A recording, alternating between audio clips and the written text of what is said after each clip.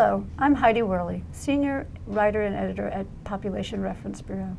I'm speaking today with Dr. Philip Martin, Professor at the University of California, Davis. Dr. Martin is the Chair of UC's Comparative Immigration and Integration Program and the editor of Migration News and Rural Migration News. Dr. Martin is also the author of PRB's latest population bulletin, The Global Challenge of Managing Migration.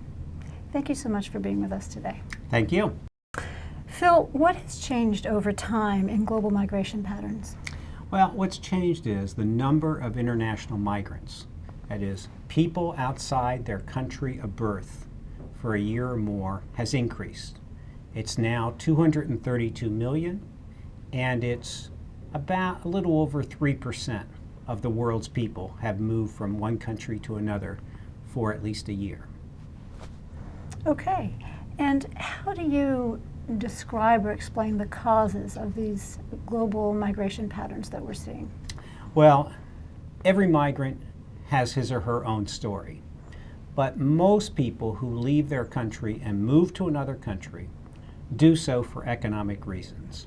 Only about 5% of the world's migrants are refugees, who are people who are outside their country of citizenship and afraid to go back because of persecution. So most migration is motivated by economics, people wanting higher wages and more opportunities in another country. And what we've seen that's changed is it used to be mostly south to north migration, as from Mexico to the United States. But now there's a lot of south to south migration, as from Burma to Thailand, or the Philippines to Saudi Arabia. So south-south migration is now as big or a little bigger as south-north migration. And what has changed over time in terms of things like communication and some other factors that might facilitate this migration? So all migration is motivated by the search for something different. And if we look at the big forces affecting migration around the world, the two basic inequalities that motivate people to move are demographic and economic. Most people live in developing countries. Most population growth is in developing countries. And so the demographic inequality means there's far more people in areas that are poorer than there are in areas that are richer. About 5/6 of the world's people live in developing countries. On average, by moving from a developing country to an industrial country, you can increase your income by 10 times. And young people are especially motivated to move if they earn 10 times more. And compared to migration 200 years ago, the communications revolution symbolized by cell phones and the internet, the transportation revolution symbolized by being able to fly anywhere in the world for less than $3,000, and the rights revolution, which once you're inside a country, you can appeal to stay there, have helped especially young people learn about opportunities elsewhere and move to take advantage of them. That makes sense. What about the United States? What kind of migration trends are we seeing in the United States? Okay, the U.S. is the country of immigration in the world. 20% of the world's migrants are in the United States. And the United States takes about 1.1 million legal immigrants every year. That's about 3,000 legal immigrants every day. What makes the United States unique is not just that we have 1 out of 5 of the world's international migrants, but that over 1/4 of the international migrants in the U.S. are unauthorized, illegal, or undocumented. And so the United States stands out as the big country of immigration in the world and as the country with by far the most unauthorized foreigners. What about other parts of the world? What kind of trends are we seeing in migration elsewhere? Well, we have around the world with international migration, we see international migration as a challenge and an opportunity.